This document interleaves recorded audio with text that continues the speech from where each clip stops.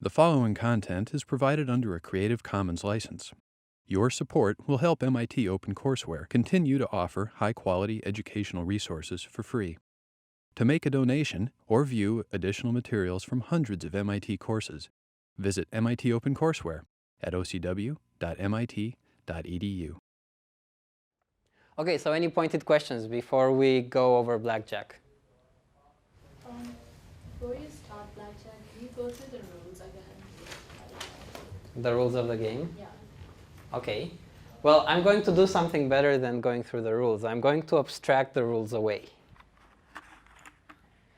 So I'm going to say that a game of Blackjack has, let's start here.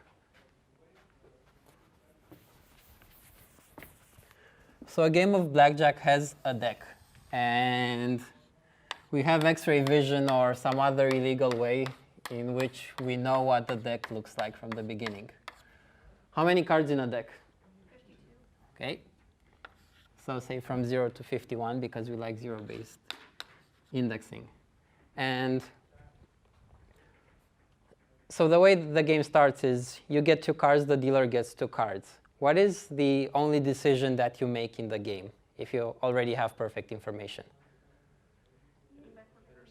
So you know the deck already. You don't need to wait for each card to know what it's going to be. So as the game starts, you have to make one decision. What's that decision? Hit or stand? Well, that's assuming you care what you get each time. So if you have to look at the card, then you have to decide each time if you hit or stand. If you know all the cards in advance,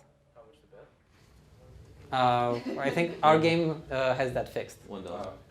So it is hit or stand, but I want to restate that. Because you don't actually have to decide after every card if you want to hit or stand.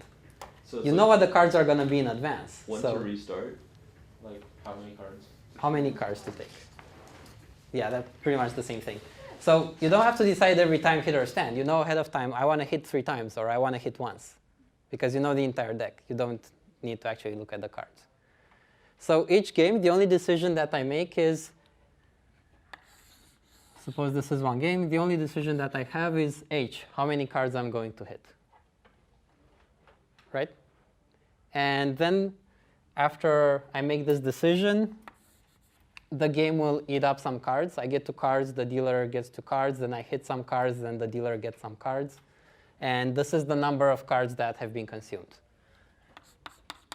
So number of cards that were played in this game.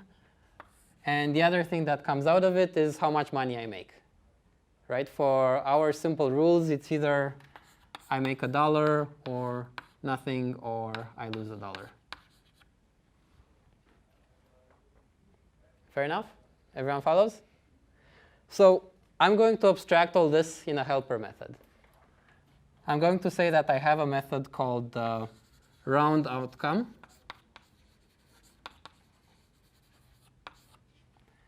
Where I say, look, out of the entire deck, I'm going to start at card I. So this is where my round starts.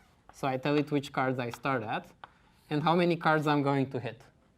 And it gives me back a tuple where the first item is how many cards are played. So number of cards played. And the second item in the tuple is how much money do I make.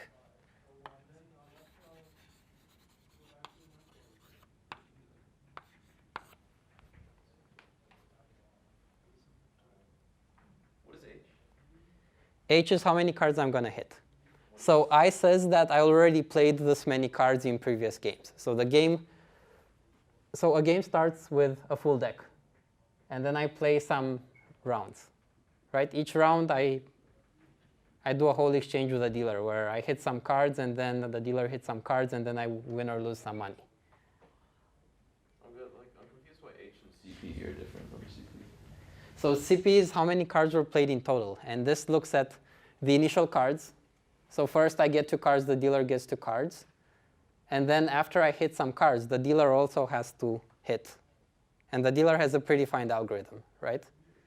So the number of cards played includes the cards that were dealt initially and the cards that the dealer has to hit. Okay. So this little thing has all the blackjack rules encoded in it. Everything is already there. So in Blackjack, that's like roughly 2H. CP is 2H, something like that. I'm not sure. 4 plus 2H maybe? Okay, so okay. Because you get 2 cards, he gets 2 cards, and if you both deal H on average, then So CP's number of cards played this round, or? this round, yeah.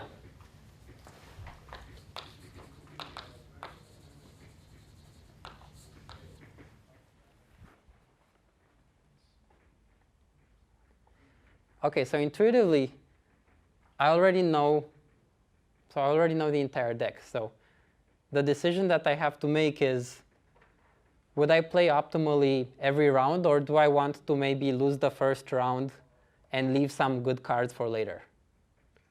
So I have to figure out how many cards I'm going to hit each time so that overall I make the most amount of money when I leave the table. And when I run out of cards, I leave the table. The dealer says, show's over, gotta go.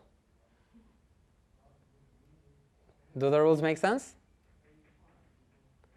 Okay, so I propose we approach this in 2 ways. First, we model it as a graph problem, because we've already done this a few times. And then we model it as a dynamic programming problem, and we see how the two are related. Make sense? Is this too simple for everyone? Do you guys already get everything? So how would I model this as a graph problem?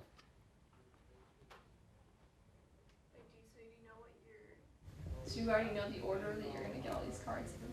Yep. So I guess in lecture he really briefly talked about like having your starting node go to a bunch of other nodes that would be your potential next move.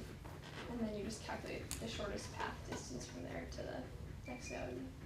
So that's the general approach, right? How do we do this for cards? So what would be nodes? What are the most intuitive nodes you could think about? Okay, maybe intuitive for me. So nodes show our state, right? Show the state of that the game is currently in. Sorry? Your hand? Like your current cards. First, Is that your state? Your choice. The number of choices that you have. So from, I guess, 2 to ace. From, 2 to ace? In terms of like the number of choices you have? okay. Well, so the problem is you have four cards of each type, right? And you don't know where they show up and everything. So I think this might make my code more complicated than it needs to be. Like the rest of the cards in the deck that are remaining? Okay. Is that a good state? How many cards I have left in the deck, right? Yeah. So basically I would have one node for each of the cards here, and that says I start a new game at this card. Okay, so I'm gonna draw some circles. Whoops.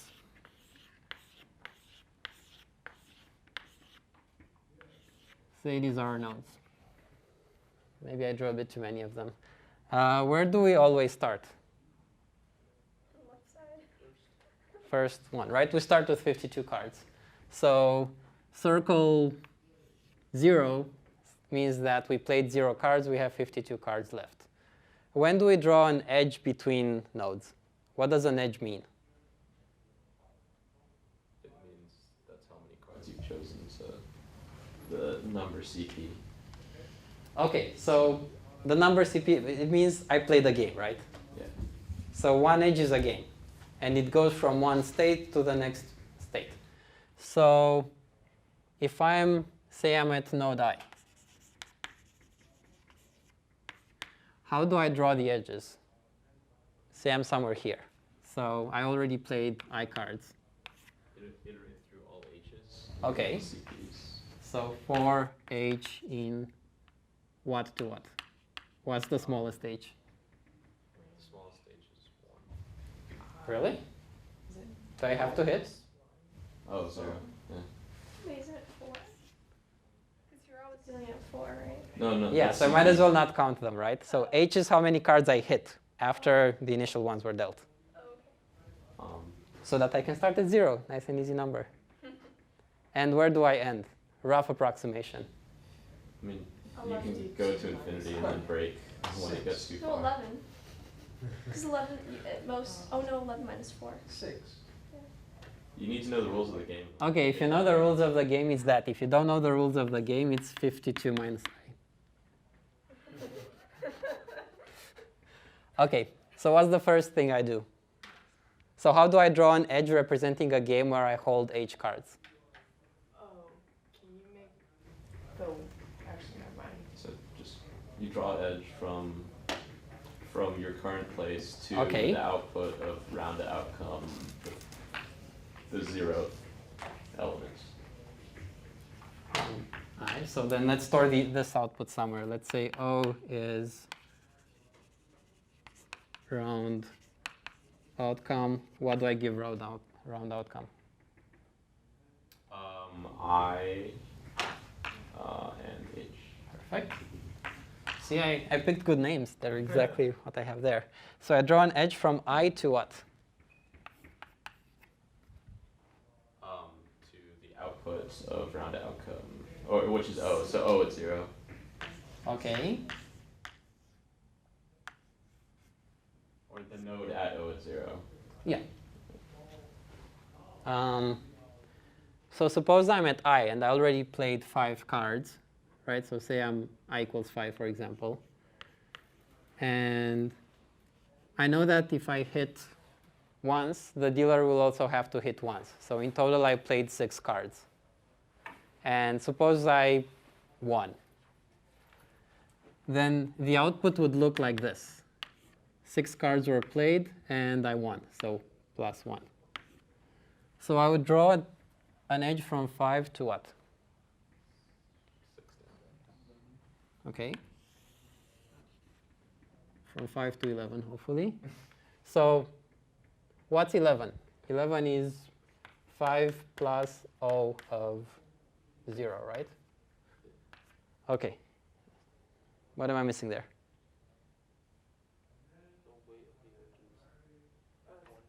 I to I plus. Yep. Oh. OK. So this tells me how many cards I played in this game. I want to look at each game separately. I don't want to have to keep track of previous states. So this output is localized to this game. It tells me how many cards have been drawn in this game in total and how much money I made in this game. If I already played I cards before starting the game, after I play O of 0, the total number of cards is I plus O of 0. Tiny detail, but you'd probably lose a point off on an exam or something if you forget it. OK, so keep track of your state. It makes sense to write down this is my state and then make sure that you're always representing it. So what's the cost of the edge?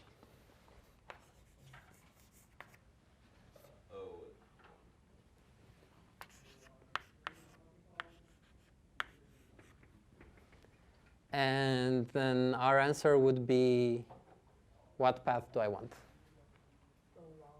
The most. Right? I want to make the most amount of money. So that's the longest path. How do I convert this to a shortest path problem? Because this is what we know how to solve. OK, where do I put it? There.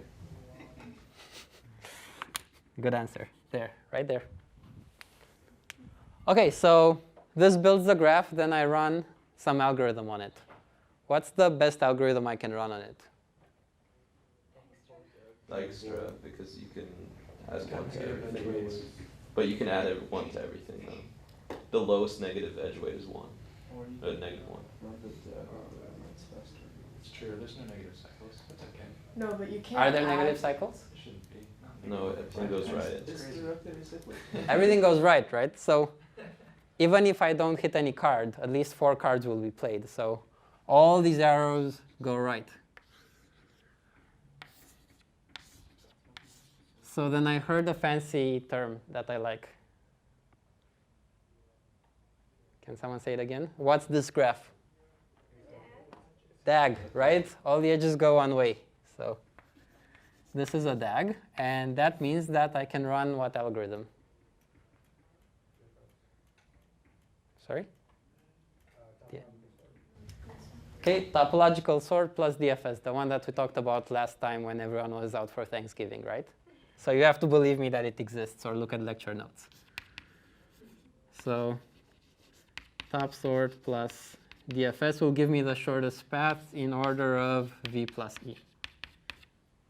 So this is better than Dijkstra, which is E plus V log V. OK?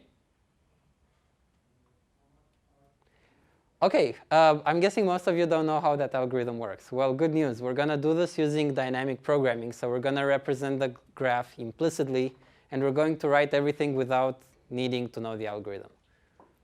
If you know it, it helps, because you can see how they relate. But if you don't, we should still be able to solve the problem. But before we do that, does everyone understand this? Some nods would be nice so that I can feel good. And yes, almost. OK. Questions? Wait, so the fifth hand, like the number 5 there, that's only if you hit, right? Or, like, so that's the number of cards remaining. Is there a particular reason you picked 5? So I was choosing an example for I. So yeah, good question. What does I mean? So this means assume that I'm starting a game. So a round. A new round, and I have already played I cards in the previous rounds.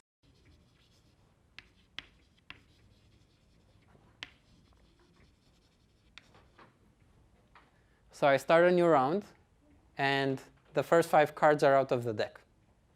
What's the best strategy I can have? What's the most money I can make? But I mean, like, there's some nodes that connect to the next card over that won't necessarily end the game, so there aren't going to be any earnings, right? Right, because you could have 5 connect to 6, and that wouldn't. OK, so here I'm just trying to emphasize the point that all the nodes, all the edges move, all the edges point forward. But yeah, the edges have to go at least across 4 nodes. Right, so assume there are some more nodes around here. Okay. Yes? You're saying you have to be careful for something or else you can lose a point. What was that? Can you just be careful? How you draw your edges. Or when we switch to dynamic programming, what you write in your recursion.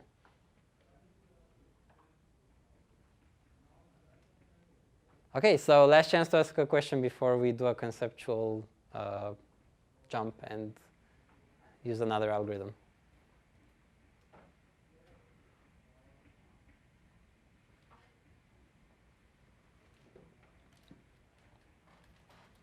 OK, how would we do this using dynamic programming?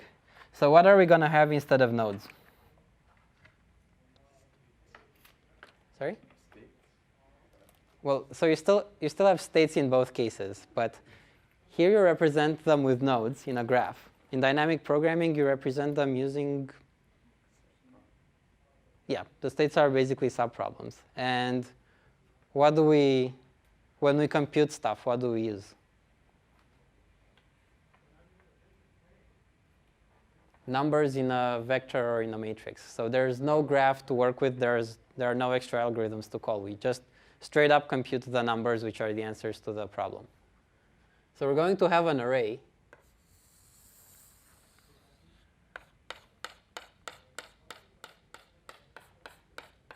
How many elements in the array? Can anyone guess? All right, I heard 52.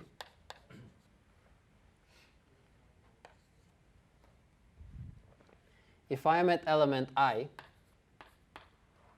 say I equals 5 because we used that before, what does this represent in the dynamic programming formulation?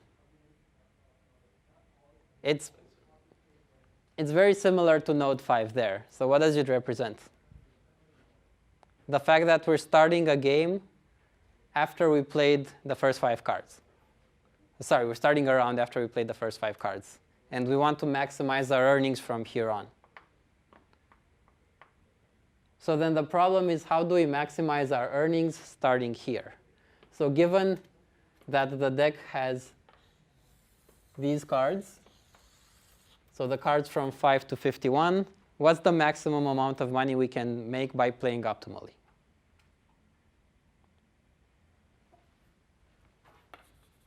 So maximum number of money we can win by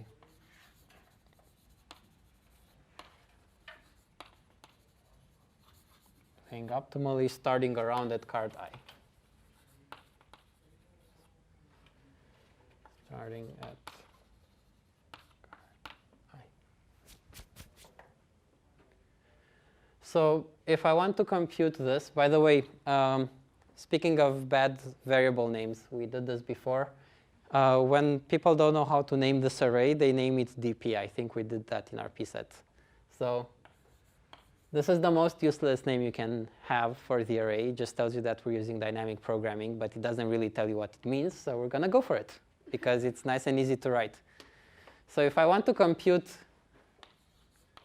dp of I, how do I do that?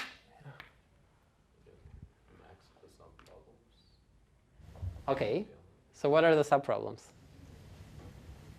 The function at i's past 5, where the i's are calculated through this manner. OK. Similar. So I'd want to have something very similar to this, right? What are my decisions? So what are my choices? What do I iterate over? Moves. How many hits? Yep, exactly the same thing as before, right? Starting a node at I was starting a node at I here. So the choices are exactly the same. So I'm going to start by looking at this line. Do I need to make any changes, or do I copy it straight over? OK.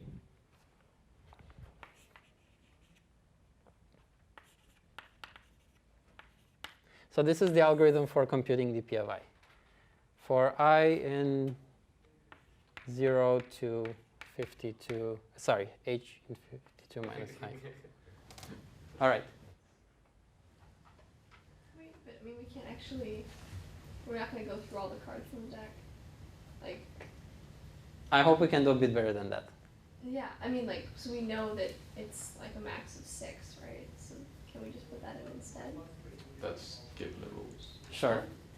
If you're smart, you can. I'm not, so I'm just writing this.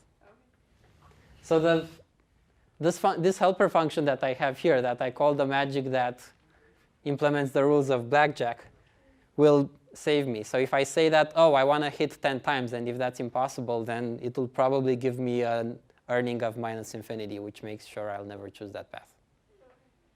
All right, so all that is hidden in there. You're smart, you know Blackjack, so you can write 6. I'm not, so I can't. So 52 minus I. OK, what do I do next? Do I copy this next line, or do I change it? Yeah, let's copy it over. Sounds good.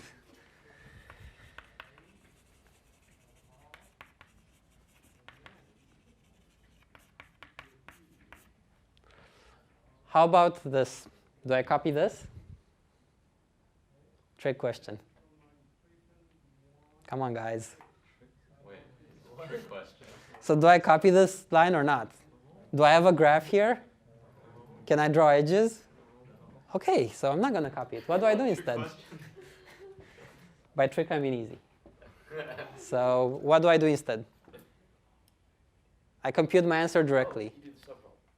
Yep. So if I hit H cards, what am I looking at? So you need like a function name for this, I guess.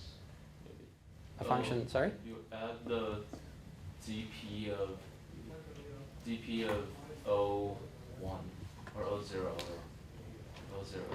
OK, so first let's see if I have I cards and say I do the same exact thing that I did before. I look at I is 5 and H equals 2.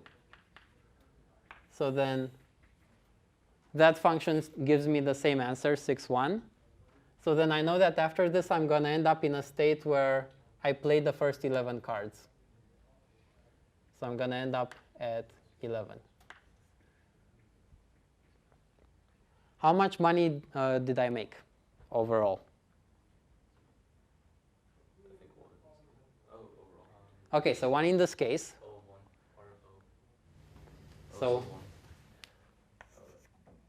so how much money I made is O of, I think it's O of 1, okay. And after I land here, how much money I'm going to make? Assuming I'm still playing optimally.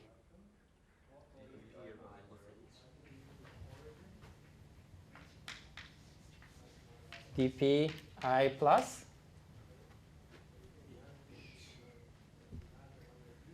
I0 or A0.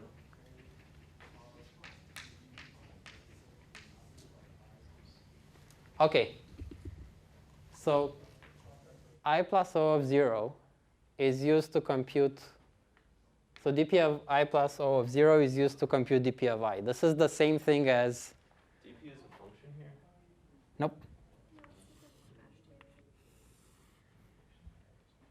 So you're wondering, what the hell, why will that work, right? Yeah. Let's get to that in a minute. That will work. We have to make it work. Yeah. So here I'm drawing an edge from I to I plus O of 0. And the cost of the edge is minus O of 1. So here we're looking at edges. Here, I'm assuming that I already computed the answer here using some black magic. It's already available. And I want to compute the answer here. So I have the cost of the edge plus whatever I had here. So suppose I know that if I start here and I finish the deck, I can make $20. So suppose I know that this is 20. What will the answer be here? 1 plus O. 1 plus 20, which is? Oh, if that's 121. Yep. So if I hit, how many times did I say there? If I hit twice, I guess, I'll make 21. So this is a possible answer. And I have to go over all possible answers.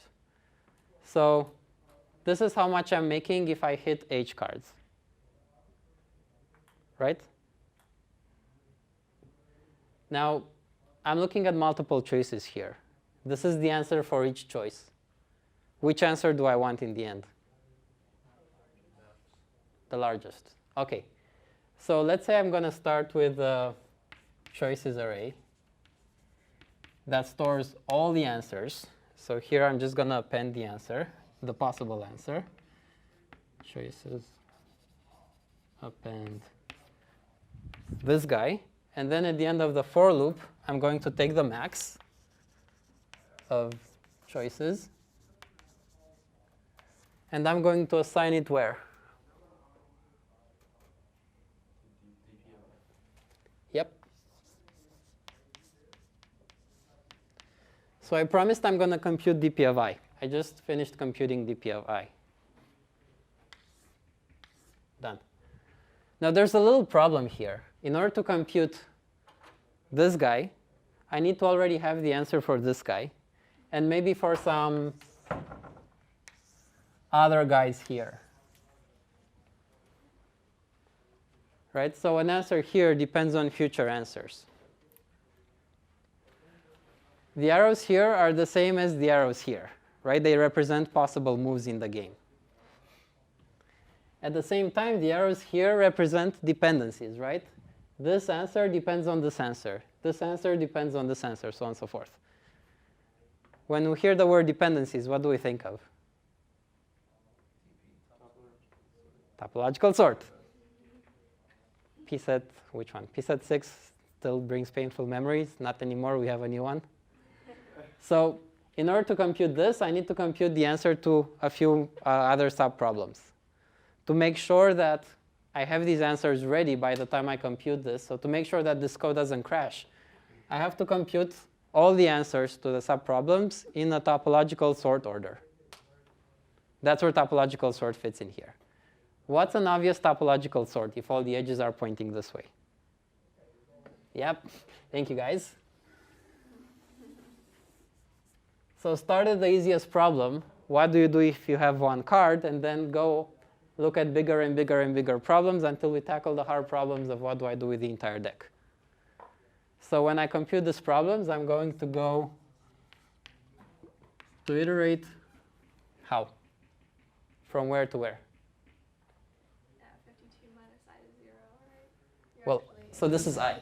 Oh, that's I. Oh. So where do I go from? Yep. 51 to 0. All right. So now whenever I access this guy, I know it's already computed. So the code isn't going to crash.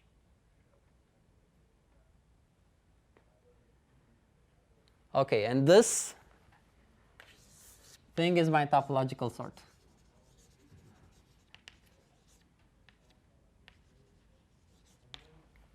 So the advantage of this is that the code is a lot smaller, right?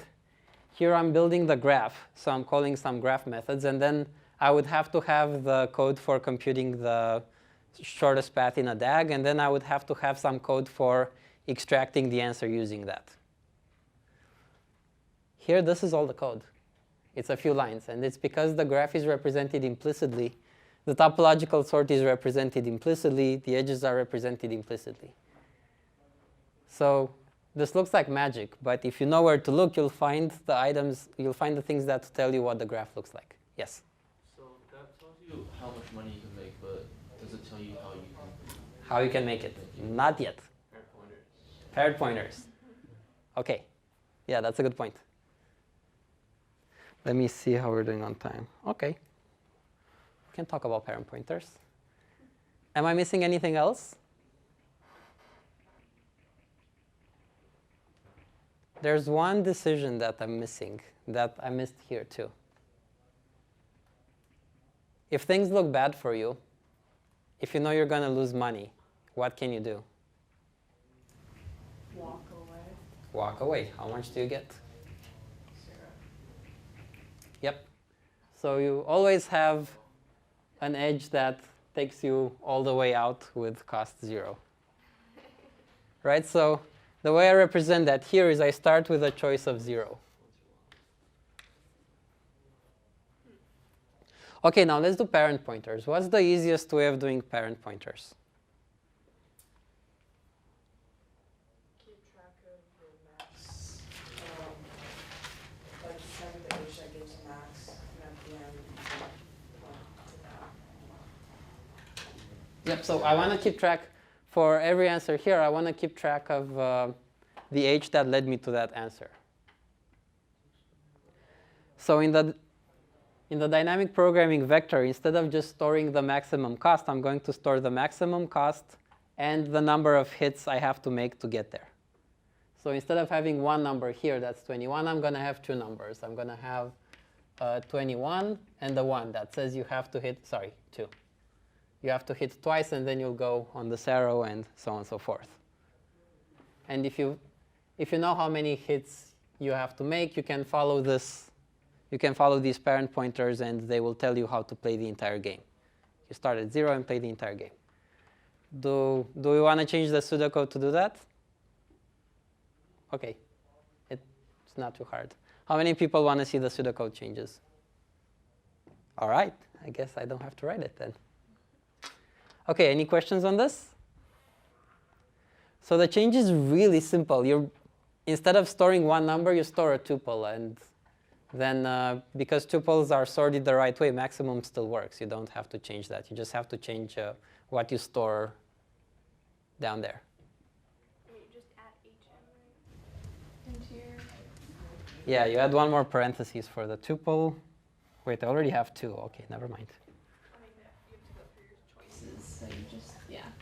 Is there any difference in making a separate dictionary of parent pointers? Like, does it make any difference runtime-wise? Absolutely no difference running time. The code is, it might be more complicated. It might be more simple, depending on how your brain works.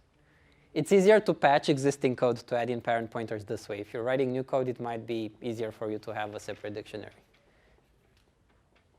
This is fewer lines of code, though.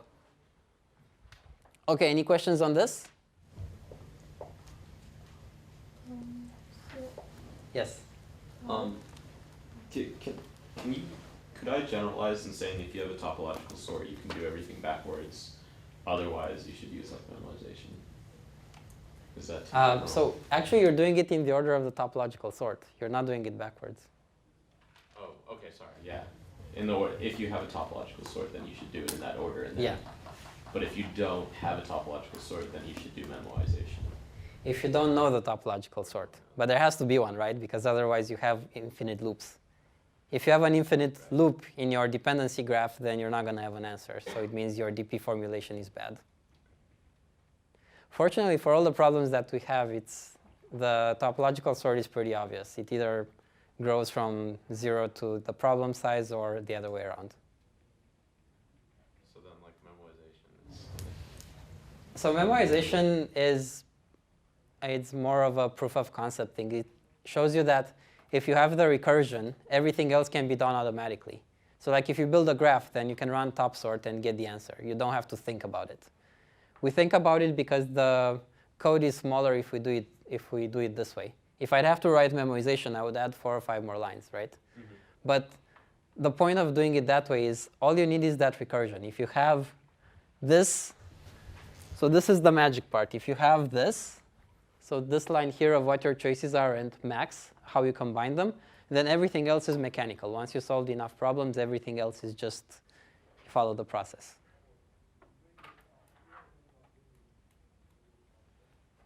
So this is the equivalent of in graph problems. The hard part is figuring out what the state is. Once you know what's the state, you know that these are the vertices, and you know how to draw edges between them, and then you know what algorithm to run. So the hard part is still knowing what the state is. Anything else? So this is dynamic programming, smaller code. This is the graph approach. They essentially compute the same thing. This is more code. This is less code. And if you see the correspondence between them, then you understand the problem a little bit better. The main point is when you have a new problem, you can approach it either way. If you see the dynamic programming solution right away, write it down, you're done. If not, draw the graph, think of what the state is, draw the edges, and then after that, you can write the math. OK, let's talk about a new problem.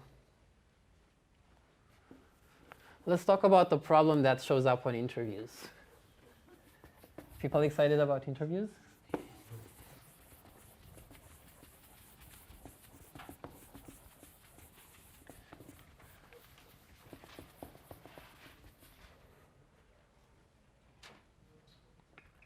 OK, suppose you have a sequence of numbers. I'm going to draw a sequence here.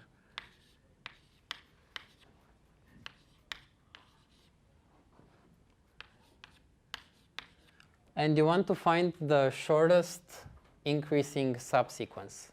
So you get to choose some numbers out of these numbers, and they have to form an increasing sequence. So for example, this is a sequence. It happens to be increasing. This is also a sequence, but it's not increasing, so it's not a valid answer. And I want the longest the longest subsequence that is increasing.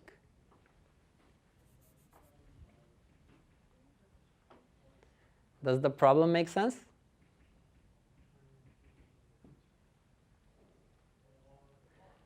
How do we solve it? Do we want to solve it using dynamic programming or using graphs? OK, so votes for dynamic programming. Votes for graph? Oh, too bad. It looks prettier as a graph. So how would we solve it as a dynamic programming problem?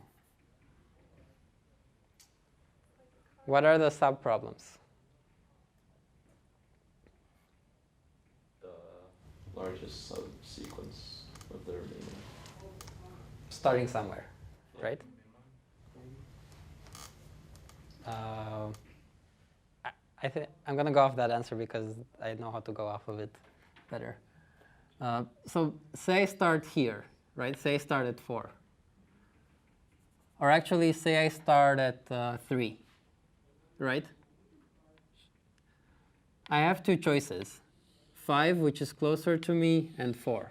Well, I have a few more choices, but they're further away, whatever. So these are my choices starting at 3. if I decide that I'm going to go from 3 to 4 and the next number I choose is 4, now I want the longest subsequence starting at 4. Right? It still has to be the longest subsequence. So from here on, no matter what happened before, my behavior still has to be optimal. If instead I choose 7, I don't care what happened before, the behavior still has to be optimal. So a subproblem says start at number I. So starting at number I. By the way, we're going to use 0-based indexing again because we like it.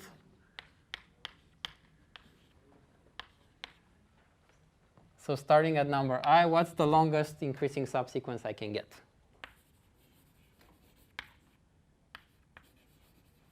So the length of the blah, blah, blah. The length of, you get the point.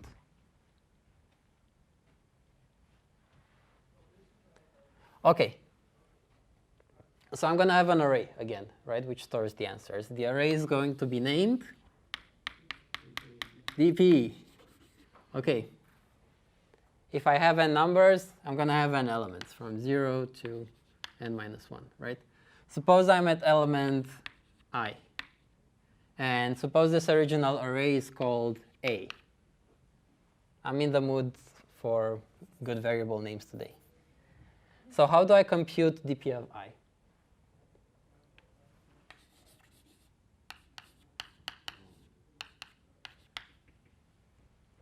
Let's write some pseudocode for it.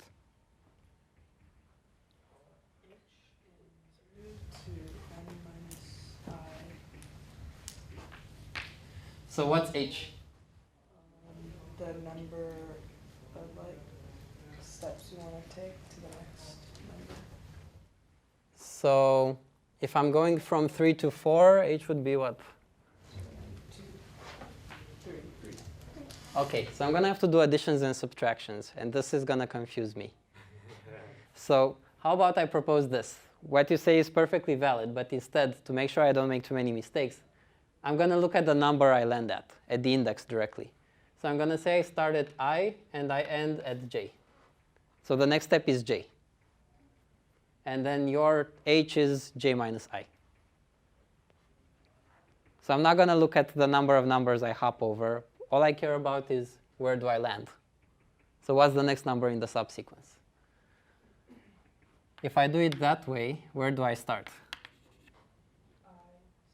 I plus 1. I plus 1 to n. So I can choose the same number twice, right? So plus 1 to n. And then I'm going to have a choices array here that I start initialize with nothing. And then what's the candidate if I'm at j?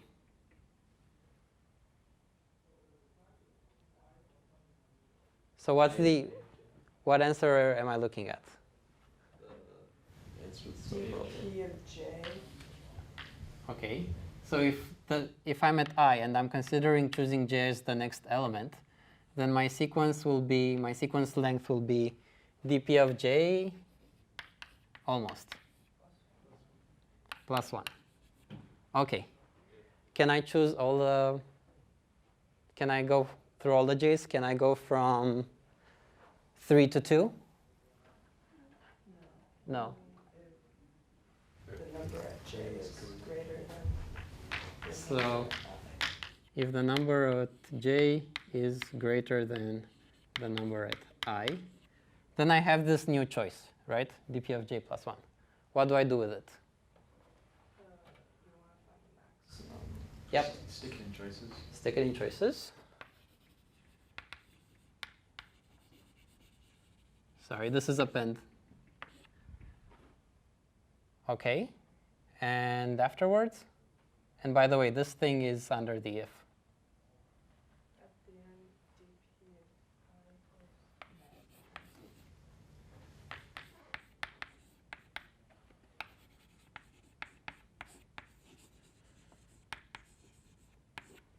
OK, and I'm missing one choice this way. What's my default choice? Stay there. So what's the sequence length if I just stay there? What was 1. Oh, yeah. So if I decide to not choose anything after 3, then I have a number, 1. Small detail, again, one of those things that costs you 1 point if you get it wrong. OK, so I have a default. So I know that this is going to be well defined, and I have all my possible choices. Yes? dp of j representing actually? So it's saying if I'm at I, and the next number in the sequence is j, what's the longest subsequence, the length of the longest subsequence starting at j? So let's run the DP for this example, actually. Let's get a feel for why it works and how it works. So I'm going to copy it again here. 8, 3, 5, 2, 4, 9, 7, 11. So this is A. And DP is here. Where do I start, by the way? Yep. So I have the algorithm here. How do I iterate? For I in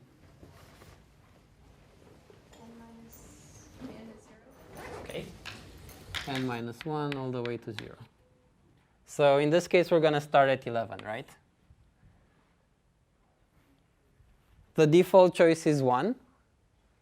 Do I have any other choice? Can I go forward? Nope. So this is going to be 1. Now for 7, my array of choices has a default of 1. And then for, let me write the indices too, so I don't get confused.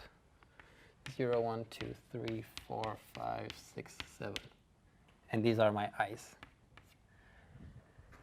So we're at 7, I equals 6. For j equals 7, is a of j greater than a of I? OK. So then 7, 11 is a possible choice, right? So if I choose 11 as the next point in my sequence, what's the total sequence length? 2. And 1 plus dp of 7 equals 2. So this is good. So far, the answers add up. So I have 1 and 2 as my candidates for the answer to dp of 6. What's the maximum? All right. Works so far. How about 9? What are the possible answers for 9? So what's choices? First, there's 1. There's always 1. And then for j equals 6, will the if be true? Nope. I can't add a 7 after a 9, right? So go to the next one.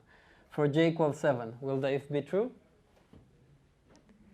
So this append will happen, right? What will be appended in the array?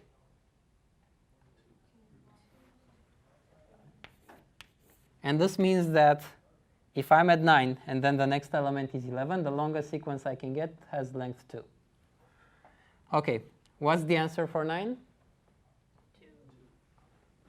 So if I start at 9, the longest sequence I can make has length 2. Let's look at 4 now.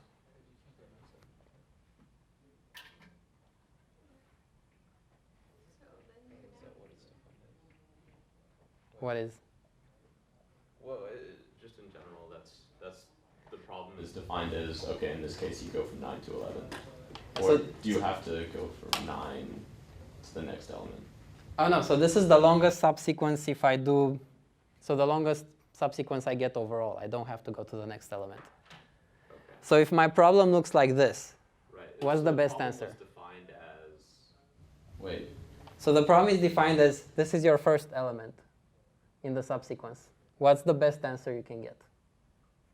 I mean, I thought in that case it'd be 1 because there's nothing following it that's greater. But, OK. This is Unless greater, it right? skips. All right.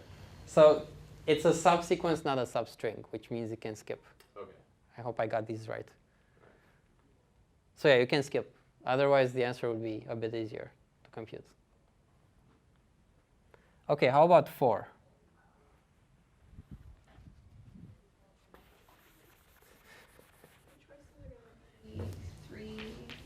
So let's start with 1, because that's the easy one.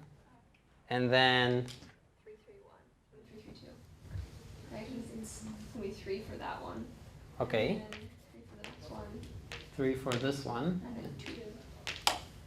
So all these are bigger, so all of them are possible next candidates. And these are the sequence lengths that I can get if I choose them. Final answer?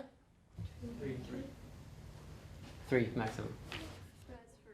But for setting the parent pointers, you'd want to pick the closest thing, right? As long as it's a maximum, I don't care. Doesn't matter. Well, It's all the same. So what are possible parent pointers here? Yeah. The 2's, right? yeah. So either this or this. Do I care which one I choose? I guess you don't. As long as I choose a 2. gonna From be- a 3, I know I have to go to a 2. I can't go to a 1 because otherwise it wouldn't be as long as possible. And then from 2's, I have to go to a 1. And I don't care which one. Okay. Okay, how about 2? What's dp of 2? Does everyone else see it? So these are all possible choices because they're all bigger than 2. And I get 1 if I don't choose anything, 4, 3, 3, 2. So 4 is the biggest answer. Let's look at this one. This one's a bit interesting, 5. So what are the choices here? 1 if I don't look at anything else, then For the 9. there's a 3 for the 9, And a 3 for the 7. a 3 for the 7, and 2 for the 11. a 2 for the 11. So this if is going to skip these 2 elements, which I can't use to make an increasing subsequence, and then it's going to look at these ones, and it's going to add 1 to the numbers here. And I get 3. OK. What's the answer for 3? And what's the answer for 8?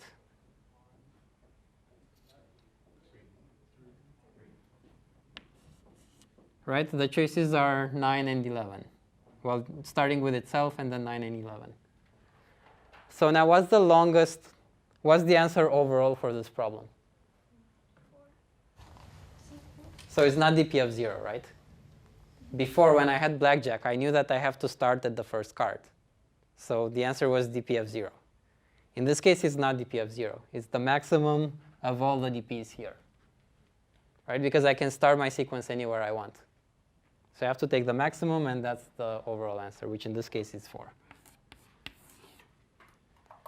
OK, does it make sense now? Somewhat? So if you don't understand, please look at how you'd represent this as a graph. The idea is that the numbers are nodes, and the edges, you draw an edge between numbers where the first number is smaller than the second number. Write that formulation, write the shortest path for that, and see how that matches to this.